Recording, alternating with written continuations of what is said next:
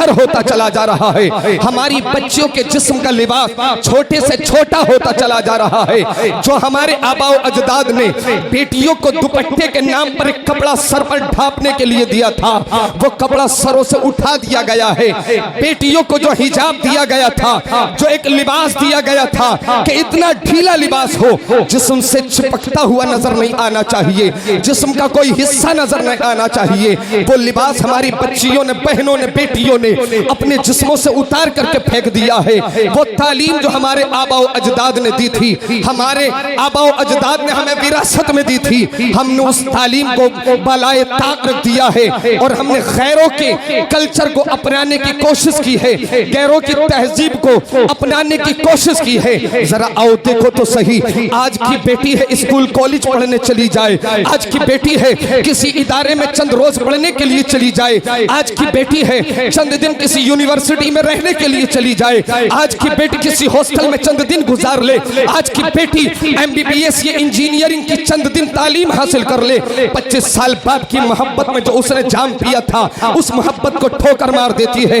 20 سال جو ماں کی محبت اس نے گھٹی میں پی تھی، اس کو ٹھوکر مار دیتی ہے. آخر کیا وجہ ہے کہ بیٹی 20 سال کی محبت کو ٹھوکر مارتی ہے، چند دن کی ایک لڑکے کی محبت میں گرفتار ہو جاتی ہے، 25 سال کی اپنے باپ کی محبت کو ٹھوکر مار دیتی ہے، چند دن کی محبت میں گرفتار ہو جاتی ہے، اپنے جسم کے لباس کو اتار کر پھینک دیتی ہے، اپنے جسم کو بازاروں میں بیچتی ہوئی نظر آتی ہے، بے حیا بن کر کے گلیوں میں گھومتی ہوئی نظر آتی ہے. اب سوال یہ پیدا ہوتا ہے، یہ بچی کر کیسے رہی ہے، اس منصب تک کیسے پہنچی ہے، اس جگہ تک کیسے پہنچی ہے، اس مقام تک کیسے پہنچی ہے؟ آخر اس بچی نے یہ لباس، یہ تہذیب کیسے کھو دیا ہے؟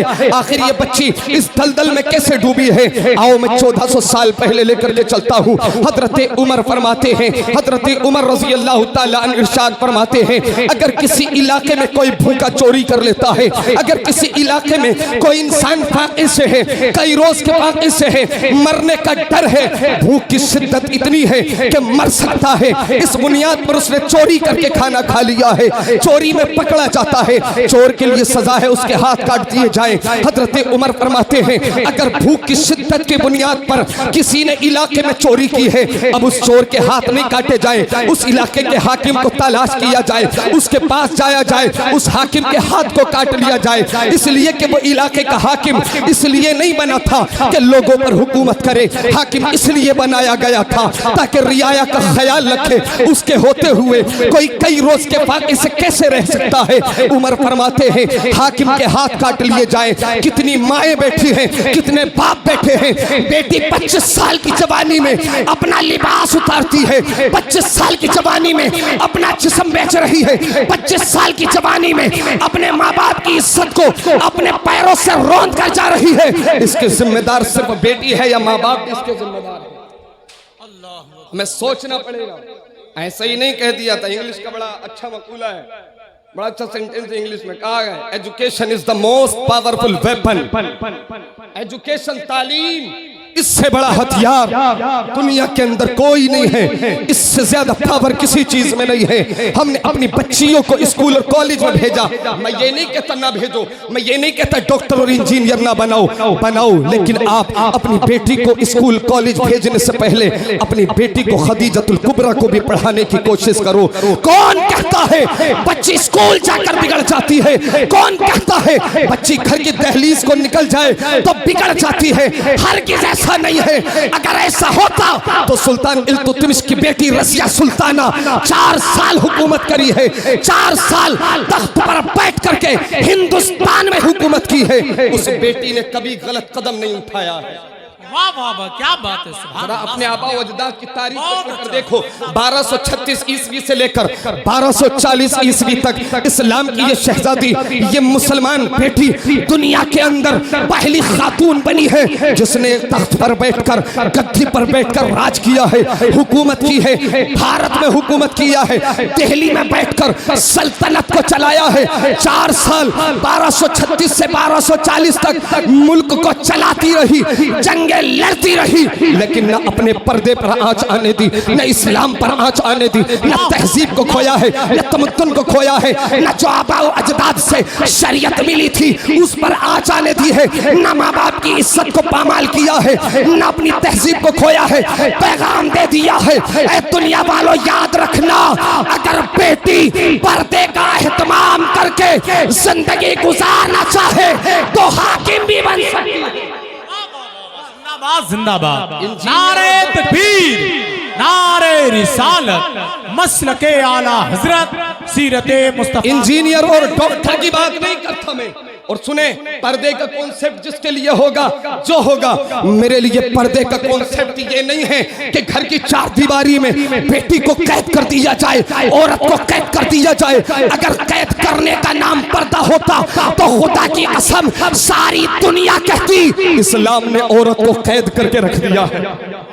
عورت کا قید نہیں کیا ہے مذہب اسلام نے، پردے کا کانسیپٹ قید کرنا نہیں ہے۔ اگر پردے کا کانسیپٹ قید کرنا ہوتا، گھر کے اندر باپ ہوتا ہے، بھائی ہوتا ہے، بیٹا ہوتا ہے، جن سے پردہ ہے ہی نہیں، جن سے پردہ سگے بیٹے سے پردہ تھوڑی کیا جائے گا، سگے باپ سے پردہ نہیں کیا جائے گا، سگے بھائی سے پردہ نہیں کیا جائے گا۔ کوئی کرتا ہے تو اچھا ہے، نہیں کرتا ہے تب بھی ٹھیک ہے، لیکن گھر کی چار دیواری کے اندر قید کرنا اس کو پردہ نہیں کہتے۔ پردہ کرنے کا مطلب ہی یہ ہے کہ پردہ کیا جائے، پردے کا اہتمام کیا جائے، نقاب ڈالی جائے، اپنے جسم کو چھپایا جائے، اپنی عزت کو چھپایا جائے، اپنی عزت کو پامال ہونے سے بچایا جائے، اپنی عزت کا خیال رکھے، تعلیم بھی حاصل کرے، حکومت بھی کرے، تجارت بھی کرے۔ اگر کوئی کہتا ہے کیسے کرے تو میں نے کہا نادان تو بھول گیا ہے 595 عیسوی ہے، سرکار دو عالم صلی اللہ علیہ وسلم ملک شام تجارت کے لیے گئے ہیں۔ مال کس کا لے کر کے گئے ہیں؟ تجارت کس کی کر رہے ہیں؟ سامان کس کا ہے؟ تجارت کس کی کرنے جا رہے ہیں؟ حضرت خدیجۃ الکبریٰ ہے۔ کون ہے؟ نبی کی بیوی نہیں ہے، نبی کی زوجہ نہیں ہے، نبی کی بہن نہیں ہے، نبی کی بیٹی نہیں ہے، ایک عام خاتون ہے۔ مال خدیجہ کا ہے، مصطفیٰ لے کر چلے ہیں، تجارت کی ہے، تجارت کرنے کے بعد آئے ہیں تب نکاح ہوا ہے خدیجہ سے، تب نکاح ہوا ہے خدیجہ سے۔ پتہ چلا اگر پردے کا اہتمام ہو تو بیٹی تجارت بھی کر سکتی ہے، پردے کا اہتمام ہو بیٹی ڈاکٹر بھی بن سکتی ہے، پردے کا اہتمام ہو بیٹی انجینئر بھی بن سکتی ہے۔ اور سنو بس 2 منٹ کی گفتگو اور سنو، حضرت خدیجۃ الکبریٰ رضی اللہ تعالیٰ نے ادھر میں نے بتلایا ہندوستان کی شہزادی ہے، 1236 سے 40 تک حکومت کی ہے۔ اس کے علاوہ ایک اور خاتون ہے، نام شجر الدرر ہے، مصر کی رہنے والی ہے، مملوک سلطان کے یہاں پر مملوک سلطانہ ہے، 80 دن حکومت کی ہے، منگولوں سے جنگ کی ہے، 80 دن حکومت کی ہے، صلیبی جنگ میں حصہ لیا ہے، شجر الدرر ہے، پردے کا اہتمام کیا ہے، حکومت چلا رہی ہے، حکومت کی بنیاد رکھی ہے، حکومت چلا رہی ہے۔ میں پوچھتا ہوں کون کہتا ہے بیٹی کچھ نہیں کر سکتی؟ خدا کی قسم بیٹی حکومت بھی کر سکتی ہے، بیٹی انجینئر بھی بن سکتی ہے، بیٹی ڈاکٹر بھی بن سکتی ہے، لیکن بیٹی کو پردے کے اہتمام کے ساتھ پڑھایا۔ سبحان اللہ، آخری جملوں میں بات سنیں، آخری جملوں میں بات سنیں، بس لاسٹ جملوں میں سنیں۔ بیٹی کو پڑھاؤ، ہماری بہن بیٹیوں کے آپریشن ڈیلیوری ہوتی ہے، یہ بڑا سخت، یہ بڑی اہم چیز ہے۔ ہمارے یہاں پر کتنی بچیوں کی، کتنی بیٹیوں کی، بہنوں کی سرجری ہوتی ہے، ڈیلیوری ہوتی ہے۔ ایک ہندو ڈاکٹر ہے، غیر مسلم ڈاکٹر ہے، ہماری بچی کے جسم کے کپڑے کو ہٹا کر کے ہماری بہن کے جسم کو ہاتھ لگایا جاتا ہے، آپریشن کیا جاتا ہے۔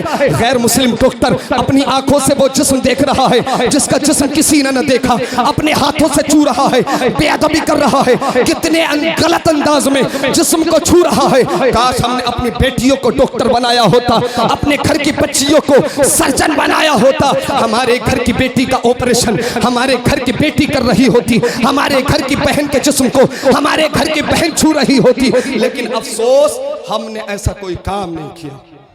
اور اس کے ذمہ دار اب آپ حضرات کو مان لینا، علماء کو مان لینا، اس کا ذمہ دار آپ مان لینا کہ اسٹیج پر جو بیٹھے ہیں یہ سب نہیں، اس کے ذمہ دار ہماری قوم کے شرفاء ہیں، امیر ہیں، جو مالدار ہیں وہ ہیں۔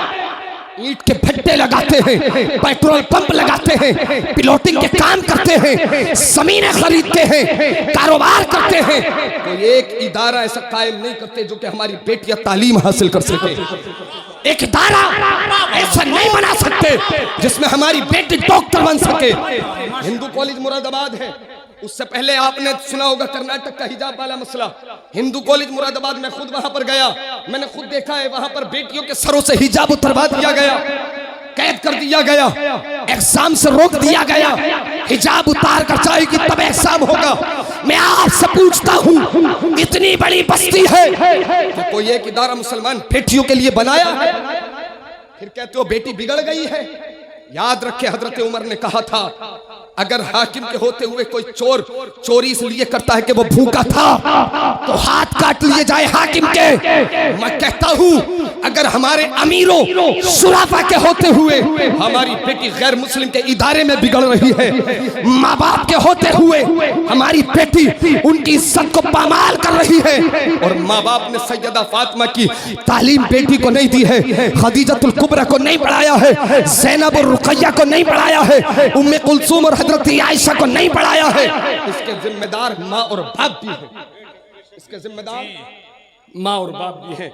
हजरत टीपू सुल्तान रजी अल्लाह ताला अन्हु ने, हजरत टीपू सुल्तान ने 13 साल की उम्र में शेर को शिकस्त दी, 13 साल की उम्र में शेर को फाड़ दिया। नवाब हैदर अली को पता चला, बाप थे नवाब हैदर अली, अपने घर पहुंचे, अपनी बीवी फातिमा से कहा, मुबारक हो तुम्हारे बेटे ने बड़ा काम किया है। टीपू सुल्तान ने 13 साल की उम्र में शेर को फाड़ दिया है। बीवी का जवाब सुने, ये माएं बैठी बहनें बैठी सुने। जब नवाब हैदर अली ने कहा मुबारक हो तुम्हारे बेटे टीपू सुल्तान ने 13 बरस की उम्र में बहादुरी का सबूत दिया है, शेर को फाड़ दिया है, जवाब देती है माँ, मेरे बेटे टीपू का कमाल नहीं है, बेटे टीपू का कमाल नहीं है। कहा किसका कमाल है? जवाब देती है मेरे दूध का कमाल है, मेरे दूध का कमाल है, मेरे दूध का कमाल है। कैसा कमाल? जवाब देती है जब जब दूध पिलाया है वुजू करके पिलाया है, जब जब दूध पिलाया है पर्दा करके पिलाया है, जब जब दूध पिलाया है घर के अंदर पिलाया है। आज देखे बेटी बिगड़ती हुई नजर आ रही है, बेटा बिगड़ता हुआ नजर आ रहा है। जिम्मेदार वो माँ भी तो है जो खुले में दूध पिला रही है, जिम्मेदार वो माँ भी तो है जो बाप और भाई और पड़ोसी और छत के ऊपर खड़े होने वाले लोगों के सामने आंगन में बैठकर अपने बच्चे को दूध पिला रही है। जिम्मेदार वो बाप भी तो है अपनी बच्ची को स्कूल में 15 अगस्त और 26 जनवरी के नाम पर छोटी सी 8 साल की बच्ची को डांस करते हुए देख रहा है। जिम्मेदार वो बाप भी तो है अपनी बच्ची को घुटनों से ऊपर स्कर्ट पहना करके स्कूल पढ़ने भेज रहा है। जिम्मेदार वो बाप भी तो है जो अपनी बेटी के सर से दुपट्टा हटाकर स्कूल पढ़ने के लिए भेज रहा है। जिम्मेदार वो बाप भी तो है जो अपनी बेटी के साथ टीवी के सामने बैठकर गाने और फिल्में देख रहा है। जिम्मेदार वो बाप भी तो है जो टीवी के सामने बैठकर नंगी औरतों का नाच अपनी बीवी और बच्चियों के साथ बैठकर देख रहा है। इस गुनाह से बचें, इस गुनाह अज़ीम से बचें। अल्लाह तबारक व तआला हमें इससे बचने की तौफीक अता फरमाए। इससे बचें, इदारा कायम करें, चंदा करके पूरी बस्ती मिलकर मदरसे काफी कायम हो गए। एक बस्ती में एक मदरसा काफी है, एक बस्ती में एक इदारा काफी है। ट्रेंड चल गया है, लड़कियों के मदरसे खुल रहे हैं, लड़कों के मदरसे खुल रहे हैं, चंदे करने शुरू कर दिए। नहीं, काफी हो गए, काफी हो गए। जिस बस्ती में मदरसा नहीं है उस बस्ती में खोलो। अगर किसी बस्ती में एक मदरसा है जरूरत नहीं है दूसरे की, किसी बस्ती में एक इदारा है जरूरत नहीं है दूसरे की। अब जरूरत है आप एजुकेशन के लिए स्कूल खोलो, स्कूल के अंदर दीनी तालीम के साथ दुनियावी तालीम, ये दोनों मर्ज करके तालीम शुरू कराओ। नमाज की तालीम, वुजू की, गुस्ल की, इस्लाम की तालीम, फराइज की तालीम अपने स्कूलों में शुरू कराओ, ताकि हमारी बच्चियां जब मजहब इस्लाम की शहजादियां मजहब इस्लाम को पढ़ेंगी, खुदा की कसम दुनिया बदल सकती है, बच्ची का ईमान नहीं बदल सकता। अल्लाह तबारक व तआला मैंने जो कहा आपने सुना, अगलात सरजद हो गई हूँ, मौला उन सबको माफ फरमाए। अस्तगफिरुल्लाह रब्बी मिन कुल्लि ज़ंबिन व अतूबु इलैहि, ला इलाहा इल्लल्लाह मुहम्मद रसूलुल्लाह की मोहम्मद से वफा।